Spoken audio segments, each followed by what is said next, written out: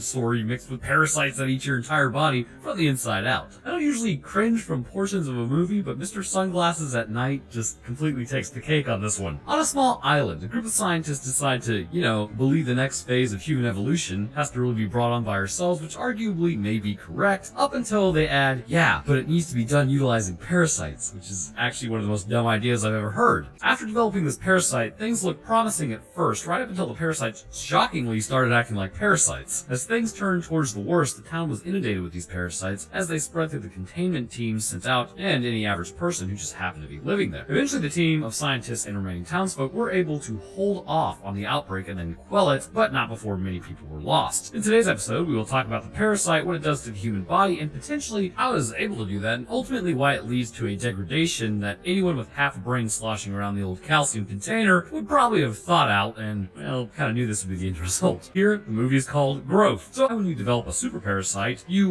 may actually want to know what the half-life is, or maybe have a speck of thought concerning containment of the enhanced humans that you are creating, which should probably rank up there pretty high. Just a thought. So we start off our story with 1 in 4 Americans have parasites, which I would like to stand here and tell you that, no, that's so wrong. No way, man. But actually, it's estimated that 80% of Americans have parasites in their guts, and that goes for the rest of the developed world as well, and also in undeveloped areas, it's likely higher. So it's best just not to think about it. But as you imagine, if 80% of us have parasites, most of those are going to be non-deadly. Yeah, I don't think so. Anyway, so starting off for real now, the Newsday in April of 1985, we get news reports of everyone super jazzed about how the scientists were able to create pearls, which we now do by intentionally just placing grains of salt in oysters. I mean, they sent several news teams out there for this. Anyways, we now get to the flash through about winter 1988. The scientists are using the same parasites that created the pearls to remove the limitations placed on humans by their own DNA. That's a bold strategy, Cotton. He mentions how they have distribution in 6 out of the 8 territories. What is 6 out of the 8 territories? Well, it's never explained again or even what that is. And everyone is required to wear a white wife beater. But during the press conference, people are getting slammed into the glass, denoting that everything is now going to crap. Then we get a playthrough of parasites just spreading, graves being dug, people getting bodied, the usual stuff. Which now we end up at the present day on with that. So there's a lot going on in this car. Kristen spent her trust fund on Justin as he has low immunity and got sick. But apropos timing, because Jamie's great uncle Mason bit the dust and left her a $2 million property for her to sell, so now she's a millionaire. Which is why they are even out here in the first place of a house in the distance. A family is going to sleep for the night, but as the wife shuts her eyes, the daughter shows up. They flip on the light to see that she's infected as the dad tries to fistfight the parasites before getting infected themselves, showing that the island is very much so still sporting this parasite. Getting to the house, Kristen wonders how it's worth $2 million. Well, back in 2010, and considering the housing market right now, just wait 12 years, Kristen. I'm sure that shutout back will be worth $2 million easily, because the whole world has lost its mind. But Jamie stayed up all night making CDs, which, oh my god, I remember the days. But the plan is to get everything cleaned up and then sold off. Kristen grabs Justin and draws a mustache on him, and I'm getting the vibe. The next morning, Jamie is going through all of her uncle's projected proposals, and Kristen is heading out for a run. Justin has got sorry written across his head, and considering Kristen used her trust fund to keep him alive, you think he maybe would be more grateful for that? Oh well. As Kristen runs along, she spots a group in all black in some sort of funeral procession, carrying the pictures of 2 men as Mr. Creepy Trenchcoat hangs out in the background. We now head over to an autopsy table. 2 doctors are discussing how the parasites are coming back. They started with engineering the parasites to create pearls, perfect pearls, that they then sold to fund more research, which naturally somehow led to human testing. Standard joke there. But here's the statement. I mean, it's just beautiful. We set out to make the perfect human. They became stronger, intuitive, but we made one major miscalculation. The parasites need to feed and consume the host from the inside. Dude, no kidding, you don't say. But as the doctor walks away, leaving the lady doctor, a parasite exits the body of the table, and we see that other parasites, now Larkin and Jake, show up to scold Dr. McIntyre as he brought Jamie to the island because he believes that she has the antidote. They say this is their mess to clean up, and there is not an antidote, so he should probably just drop it. But while they discuss the philosophical implications of what amounts to feeding people to parasites, the other doctor gets infected. Running in, they immediately dome her without a second thought. It's pretty brutal. So Jamie has another hallucination fit where her uncle is measuring her and talking about antidotes. If this old man to bite the dust, before me probably, then I'll sell it, seeing as, he's no longer even around. Or maybe just join the island council and stage a coup. Or just lawyer up, because I'm pretty sure, So Kristen and Justin are out for a walk where she continues to hit on him, but it's going over about as well as a fart in church. She finally tells him that she likes him, and he turns her down because of the game that they were playing, but then they go and sit by the lake. But as they talk about the game, Justin goes to get into the water, and we see Mr. Parasite Man standing near the water, as well as the parasite pushing underneath the waves. And Justin starts getting frisky with Kristen, but as he does, the parasite then enters his foot. As after entering his foot, his vision changes, and now he's been infected. Back at the 75K shack, Jamie and Marco find pearls and creepy dolls, which triggers hallucinations in Jamie once again. They also go on to find a movie as well, with Mason and Einstein being together, because as mentioned, a lot of doctors ended up on the island after World War II for some reason. But it's a video about the press day, as Kristen then comes bursting in, which everybody then exits the house just as the outbreak in the tape begins, so I guess bad timing, but Mason continued refining the parasites, but nobody saw it. As they yell for Justin, he's like right next to them, but they don't see him until he puts up his hand, and he's also not looking so hot. Kristen sees something moving under his skin as they get him back to bed. Jamie then rushes to Sarah's house, saying something is wrong with Justin. Kristen elects to stay with Justin at this point. Jamie then goes to another house where he spots a man in a chair not helping them because he's being eaten by CGI parasites. There appears to be someone outside. As Kristen goes to clean off the mirror and start her skincare routine, Justin accidentally rips the door off its hinges like soldier status. Justin now hears random talking in his head and asks Kristen for round 2 as, my man. Anyways, continuing to look for help, they spot the car that was following them earlier. As Kristen calls them over the walkie-talkie, she tells them that Justin's better now. I bet he's feeling a lot better. Marco also cannot find any phones in the area to call for help. Around 1 a.m., Justin just wakes up with super hearing and extreme sensitivity to light, even moonlight. He hears some of the neighbors getting frisky in a house, which is okay. Then he hears stuff in the woods as he lets parasites out of his leg. Putting tissue paper in his ears, he goes over to Kristen, but she's not up for round 3, so he's like, I bet, and then goes to a bar instead. So now Justin dons the cool guy persona, puts on sunglasses at night, and then goes and orders a whiskey before spotting a woman looking at him. And here's where the cringe fest absolutely starts. He sits down with this woman and starts Goodwill Hunting her, telling her what she wants to hear. Her friend interjects, but he's like, you should leave him. Bro, you don't know completely unrelated circumstances. Like, I mean, I get reading the room, but this is ridiculous. So the cringing continues as the boyfriend isn't having it. He challenges him to fight, which results in,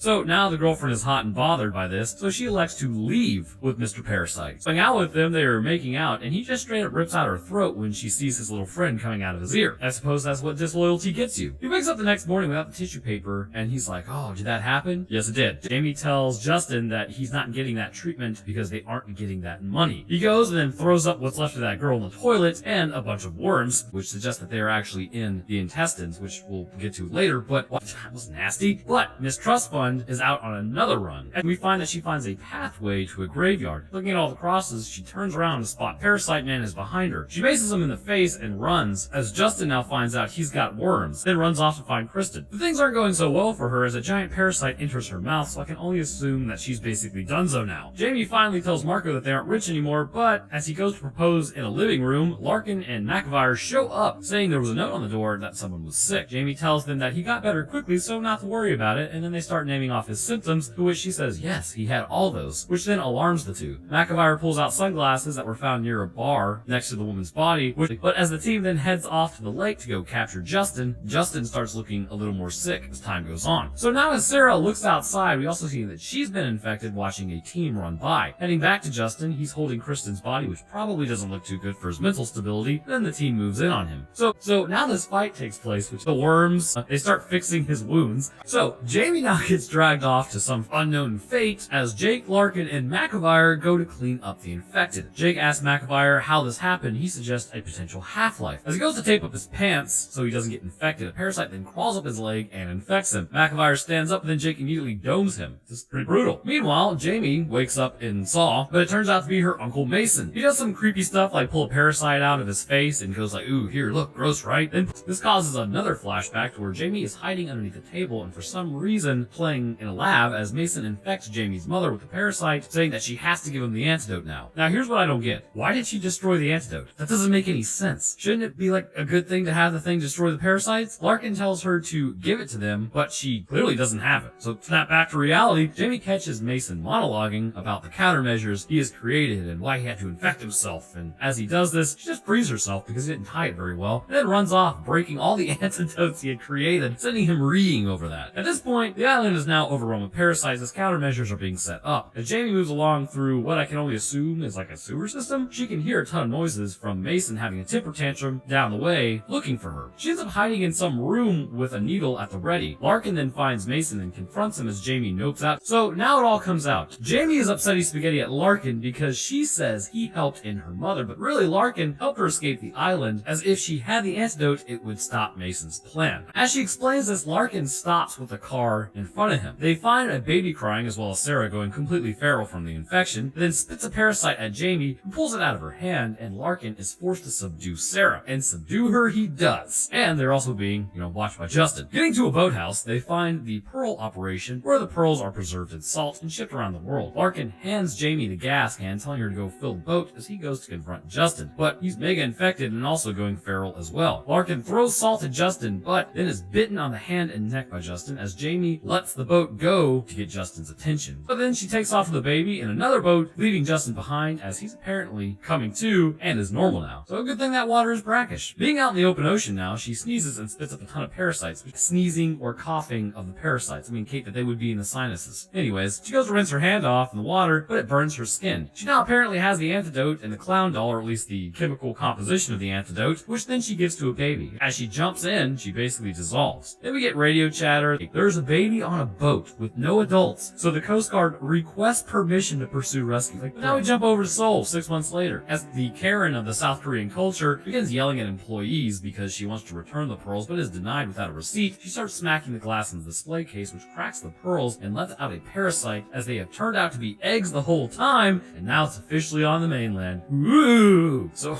man, where to begin on this one? First, what in the name of all that is holy even is this movie? They blew on the parasites, didn't they? I think the first place we should start is with the parasite itself, then move on to what it actually does to the human body and how it may have succeeded in the matter, and why Justin did appear to be a bit abnormal concerning his infection, because there are clues as to why he may have accepted the parasitic infection much more readily. Concerning the parasite itself, the question becomes, what sort of parasite is it? Well, first we need the designation of parasites that will typically infect humans and cause illness, and these are known as protozoan parasites, which are single-celled organisms that can multiply and divide within the host themselves and are typically more dormant outside the body. Then you have helminth parasites, which are essentially worms, opportunistic infection. But I think we see fairly clearly that the infection taking place within growth is very clearly a helminth infection, based upon the presentation of the parasites and the actual life cycle, albeit there are some things changed about the life cycle, so let's take a moment to look at that. Typically within the life cycle of a helminth parasite, it requires a host for continual survival into adulthood. Those adults that dwell within the intestines of the host, which is also supported in growth as Justin ends up throwing up several larval parasites from his stomach into the toilet, which is nasty, reside within the intestines of the host, where they will mature into adulthood in both the movie and in reality. Once adulthood is reached, the next stage of the life cycle will begin, where the adult will produce eggs. These eggs are excreted at some point through feces production, which will then move into the dirt, which will result in the larva being released. So a couple things can happen from here. If the larva requires an intermediate host to get into the main host, it will infect another species that happens by. This actually happens with my favorite parasitic infection, TOXOPLASMOSIS. Essentially, the parasite will infect rodents, which causes them to abandon cover and will actually make them sexually attracted to the smell of cat urine. Then they will be eaten by a bird of prey or by a cat, resulting in the infection of the primary host, which in turn allows the parasite to enter the next stage of its life cycle. Now, other animals can get caught up in this, like humans, for instance, which is not the intended host. If the larva does not require an intermediate host, it will directly attack the main host and enter the body. In nature, there are plenty of parasites that will enter through the feet of humans as they penetrate the skin and then move into the interior of the body to enter the next phase of their life cycle. The last stage of their life cycle is essentially growth and reproduction. They will continue to rob the body of resources for their own metabolic needs, hence the parasitic nature of the animal, and continue to grow until reaching full maturity. Once maturity has been obtained, the animal will produce eggs and then start the process all over again. And the actual parasite within the movie is first, the parasite replicates within the body, which is helminths that replicate within the human body, but the thing to remember is that parasites are under constant attack from the immune system and don't replicate within us. The parasite does have some countermeasures against the human immune system, however. Turns out evolving on a planet infested with parasites will do that to your meat suit. Recent studies are concluding that the rise of allergies in first world countries may be linked to certain parasites, which contain the standard things that we come across, like foods, and then reacting more aggressively towards it, our immune systems, by manipulating them. This indicates that if we ever want to leave this rock, we will have to figure out the immune response manipulation of humans, or either way, it's a problem for future humanity if we are to leave Earth. But this is essentially how parasites are able to continue living within our bodies, seeing as we do have some immune defenses. Now, you wouldn't say say Homo sapiens are a very good species at fighting off parasites. It's just not what we do. Take a virus or bacteria, we have way more luck, and the responses that we use and have at our disposal are capable of bodying bacteria and destroying the cells responsible for viral production, sometimes even to our own detriment. But parasites are different and difficult to get rid of. Because of their size, that's the first main hurdle our bodies have to overcome. For smaller cells to be attacking such a large animal, sometimes the parasite is just able to shake off the attack. In other instances, the parasite will actually grow thick material all over its body that when too many cells latch on and try to break it down, it will shed this outer layer and thus shed the immune cells off the body and continue on its way, as the cells are just caught up focusing on attempting to break down the shell that's no longer even attached to the parasite. And still with others, if they don't have a way to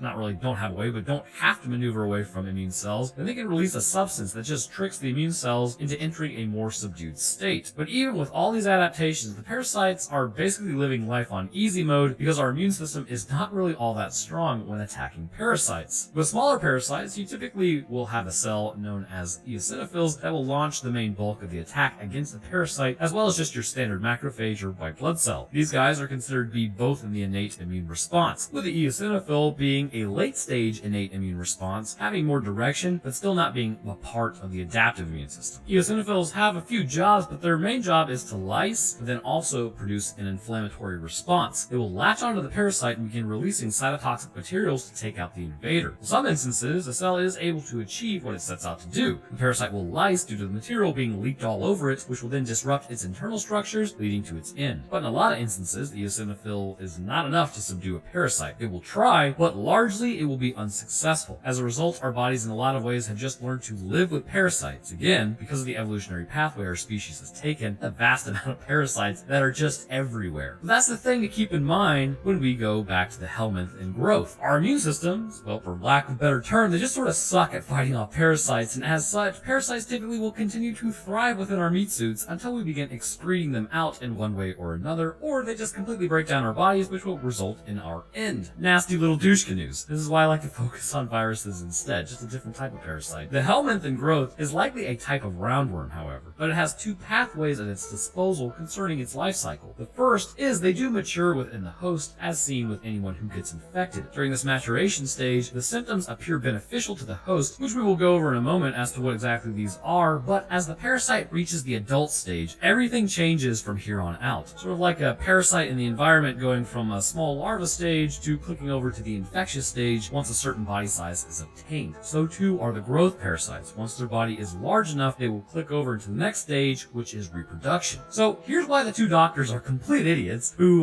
just created this thing, for funsies. They were running off the premise that a parasite would not reproduce in the host, but seeing as they created pearls and the oysters, this was a big clue that they were in fact reproducing within the host. Rather than cracking open a few of the pearls and checking to see if they were actually eggs, they decided to just sell them and not do their due diligence. And because of this, they never understood that the parasites were actually splitting off into a new portion of the life cycle, which was reproduction within the host themselves. This means that when it came to humans, the desired effect of inject the parasite into the body to alter the DNA meant that during the larval stage of the life cycle, the desired results were achieved. But once the parasite continued to mature, it really just became worm Vegas in there. Everything was hooking up with everything else left, right, and center. This would ultimately raise the energy requirements needed by the worms because getting frisky and producing offspring takes energy. So where was the worm going to take that energy from? Obviously, the host. And this is where the immune response would attempt to kick in, it appears, but it was too late for the body. Speaking of, let's take a look at what the parasite was doing to the body and why it was selected in the first place. Once introduced into the body by either an injection from a needle containing likely the eggs, or at least the larva form entering, say, the base of your foot, the infection is all but assured. If you are injected with the eggs or smaller larva form, however, it would appear that it would take more time before the detrimental effects would begin ransacking your body. If you are infected with the later stage larval form that appears to be in the environment, or just infected with the adult parasite in general, you have much less time to remain functional before becoming worm food. And again, this is because it's all based on which portion of the life cycle the parasite is in at that particular point in time. An adult that infects is ready to get frisky immediately, which does suggest that there may be a form of asexual reproduction, considering Jamie was infected in the hand by one parasite, and yet she had all those worms in her. And this is something that helminths are actually capable of, although most undergo a form of sexual reproduction. Once the eggs or younger larvae grow, they would begin interacting with the host on a cellular level, which is what the doctors and scientists desired. However, I still don't buy that that's what the results they were getting, but I think something else was actually happening. In their studies, they claimed that the genetic coding of a person was altered, but to fine-tune the genetic changes to this degree does not seem likely. Mainly because parasites can induce changes in the DNA methylation profile of, say, immune cells, for instance, but to change the actual string of coding does not appear particularly possible, as the parasites themselves do not appear to be infecting cells, and furthermore do not appear to be altering genetic coding. Also, for your information, DNA methylation is when a methyl group is added to a substance such as DNA or a protein which allows it to function. So adding a methyl group to the DNA of an immune cell allows for that specific sequence to function. So from what it seems, this may have been the route the parasites were taking to increase gene expression in newly formed cells. But I believe that it's really just more of a hormonal thing than anything. Again, if it's adding methyl groups to certain functions of genes to cause gene expression, well, you could get a lot out of the body naturally by doing that. So we see that people appear stronger when infected. For instance, Justin was able to break off a piece of the parking lot before being stopped. On top of that, he was able to pull a man's arm off and in general had more strength than the average person in what they would possess. So how was this accomplished? Well, longtime viewers of this channel know that we humans are weak little babies, but only because of the giant nerd in our skull and it wanting us to be. On average, humans will only access about 30% of their strength normally, 50% through training and focus, and potentially up to 70% in an extreme situation where adrenaline is coursing through our veins. This level can be increased further if you were, say, an Olympic weightlifter versus somebody who was just,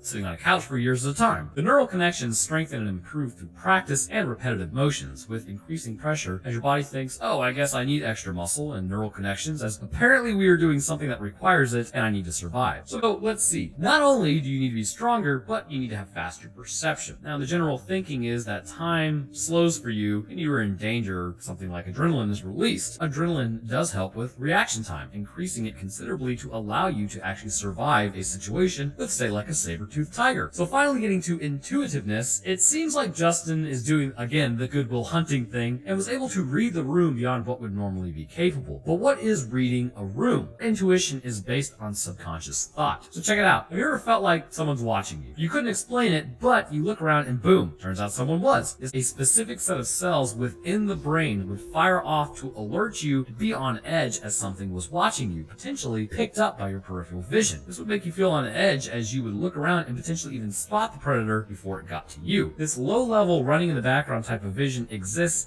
but it should not take precedence over your central vision. So that feeling of being watched is because actually you saw that person looking at you, but you didn't see it with your central vision. You caught a glimpse of them from the side and your brain recognized a pattern and is trying to alert you to something that is basically looking at you. So that's why whenever you feel this, trust your gut instinct and follow it, because you saw something you don't actually register that you saw. But this is also where the apparent intuitiveness comes from. The brain is still running its standard pattern searches in the background, and with the worms potentially affecting the neurons' functionings as a result, this causes the person to appear to read a room at a higher capacity than what is normal. Now, all of this combined says to me again that this worm is affecting hormones more to the genetic profile of a person. The first problem with that line of thinking is in what capacity would it be affecting the DNA? Is it replacing gene sequences? Is it turning off or switching on other genes? How would it know to do this? How would it survive the immune system? All of these come together to say what is actually happening here is it appears that the parasite is manipulating the body through expression of hormones, either by the worms themselves producing it, or by co-regulators that cause the organs to release the hormones. During a fight, more adrenaline would be released, making the person much stronger than what could be considered average, but not so strong that they rip muscle away from bone. Since we don't really see any signs of a crazy amount of muscle gain or changes on a fundamental level, we really just have an enhanced human. Now, remember, that's Justin in a more feral state, so his brain has even less control over the strength that he uses, so likely that's how that was capable, because there probably is a fair amount of brain damage once you enter the feral stage and the worms begin snacking on your neurons. But this low level, either adrenaline level or hormone that mimics adrenaline produced by the worm, would also give Justin the ability to form dense memories and increase the oxygen and sugar going to his brain, allowing for it to work at an increased capacity. But there is a downside to all of that I think is readily shown. Once humans are enhanced, it's really like burning the candle at both ends. Twice the light, half the life. The body quickly begins to be used up, which also shows a difference potentially between a normal person infected versus Justin. We know Justin in the beginning is immunocompromised, and because of this, he has less of a response to the parasitic infection, whereas a normal person's eosinophils would begin attacking the parasite as quickly as possible, and as soon as it was detected. Because of Justin's lesser response, the actual hormone manipulation by the parasite was quite successful for himself and allowed him to maintain his humanity longer. But you could tell the dude was hungry by him wanting to snack on people. With others after their infection, not only would their immune systems require energy to combat the parasites, but running at higher levels using up sugars brought on by the parasite infection, and the parasite using the same energy pool would dry it up quickly, leading to the host to expire much faster as the parasite continues to eat the person. Basically, it appears that Justin's negligible response to the parasite concerning the immune system is what allowed him to survive longer and enjoy the benefits of the hormonal changes brought on by the parasite, but would still go on to run out of time as the parasite continued along the same route as they do with all humans and replicate within the body of the person, leading to their downfall. Which may be exactly why when it came to the oysters, the parasite directed the oysters to build pearls, because in general they would need protection. But I conclude by saying, really it comes down to nothing more than recognizing patterns and applying those patterns to the current situation to explain what's happening outside of what would be considered your scope of knowledge concerning that specific situation. If you do that, what's in front of you is important to your survival, but what you don't see in front of you could also be important. Whoever suggested I cover this movie, why did you do this?